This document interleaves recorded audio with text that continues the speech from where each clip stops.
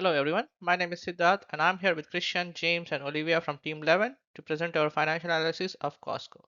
We will begin with a high-level overview of Costco and the warehouse industry. Next, we'll take a deeper dive into Costco's position. Finally, we'll present our financial modeling leading to our recommendation.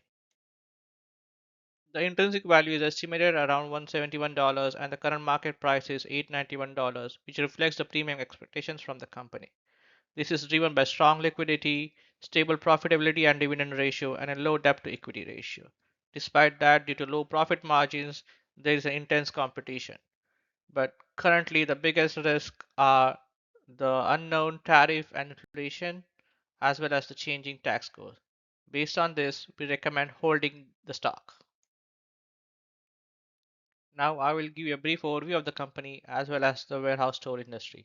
Costco is headquartered in Issaquah, Washington, and operates an international chain of warehouses with over 900 stores, mainly in US, Canada, and Mexico, but also has stores in Asia, Europe, and Australia. Costco Wholesale Industries, which is a division of Costco, operates manufacturing and distribution businesses in several segments. Costco's value proposition is everyday low prices in bulk quantities, high product quality, especially in their in-house brand, which is Kirkland, and other perks in addition to merchandise. Costco belongs to a group of warehouse stores which are membership-based retailers offering bulk quantities and limited assortment at low per unit prices in no-frill warehouses.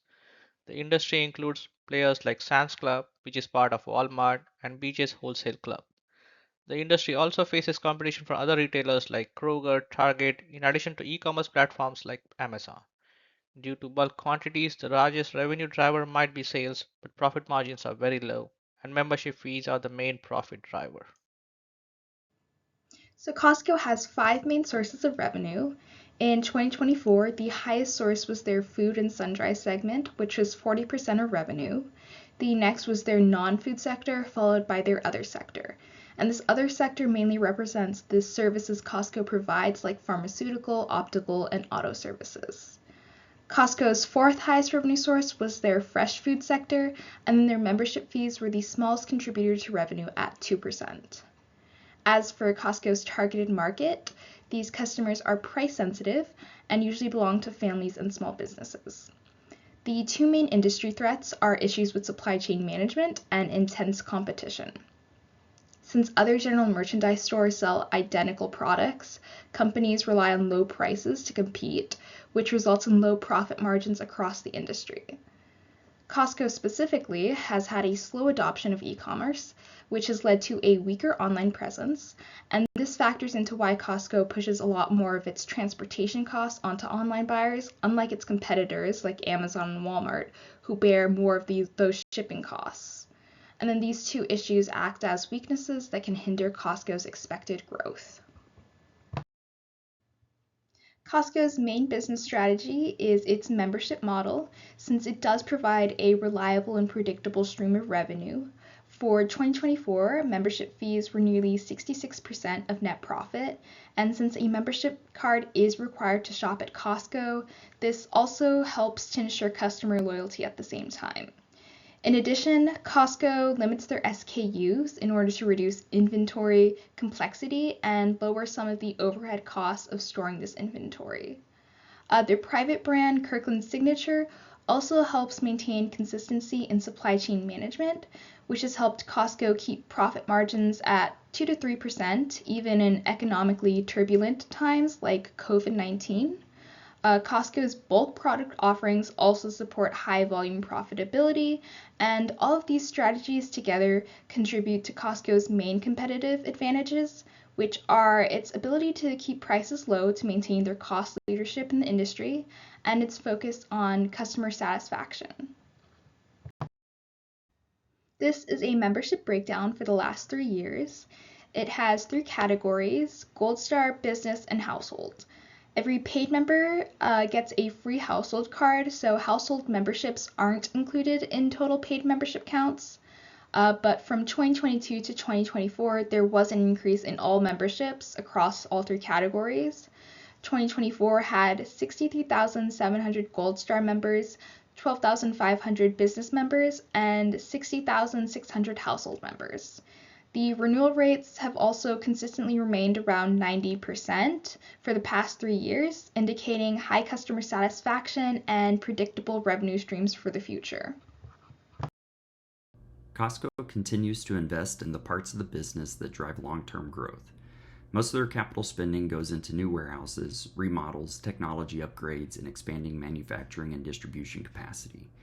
In 2024, they spent about $4.7 billion in CapEx, and that level has been steady over the last several years. When you look at CapEx as a percent of sales, it stays right around 2%. That tells us Costco reinvests at a consistent pace that supports expansion without overextending. For a company operating at their scale, this type of stable reinvestment is a good sign. It supports future growth and keeps the operating model strong. On the earnings side, Costco shows a clear, steady pattern. Gross profit grew from about $25 billion in 2021 to just over $32 billion in 2024. That increase is tied to higher sales, strong traffic, and consistent membership renewals. Operating income and net income moved in the same direction. EPS rose from roughly $11 to over $13. When earnings grow alongside revenue and margins hold steady, it reflects a business that performs well through different market conditions. The visual here shows that relationship clearly.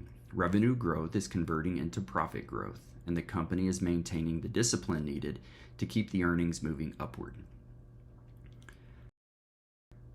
Costco's cash flow performance reinforces the strength of the business. Operating cash flow increased from about $9 billion in 2021 to more than $11 billion in 2024. Free cash flow remained healthy, ranging from $3.5 to almost $7 billion.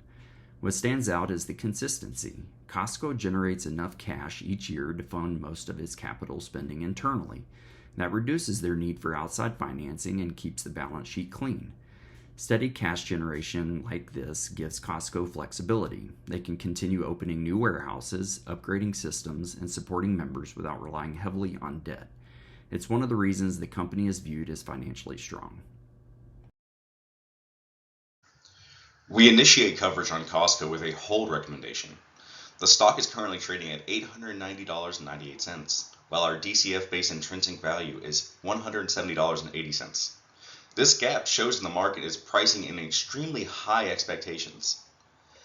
Despite appearing overvalued on a fundamental basis, Costco's stability, brand strength, and defensive business model justifies a hold rather than a sell. We used free cash flow, enterprise value cross-checks, and a WACC-based discounting to support this conclusion. We valued Costco using a free cash flow to firm, discounted at a WACC of about 7%. Costco is over 85% equity funded, keeping its discount rate relatively stable. Revenue growth is projected at 4 to 5%, while with CapEx at about 1.9% of sales. Costco's negative net working capital boosts cash flow, but even with these strengths, the DCF still implies a value of $170.80 per share.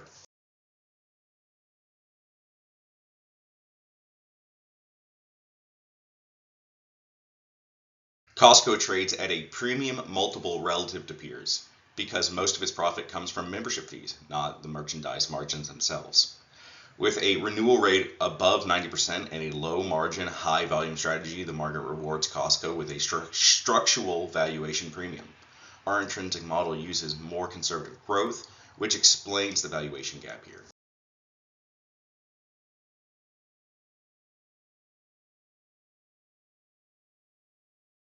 Costco's dividends are well supported by strong operating cash flows and low leverage. Our terminal growth assumptions are moderate and sustainable, not aggressive. The main risk is multiple compression. If market expectations normalize, the stock could decline even if performance stays strong. This balance of a strong fundamentals and rich valuation supports our hold recommendation for this stock.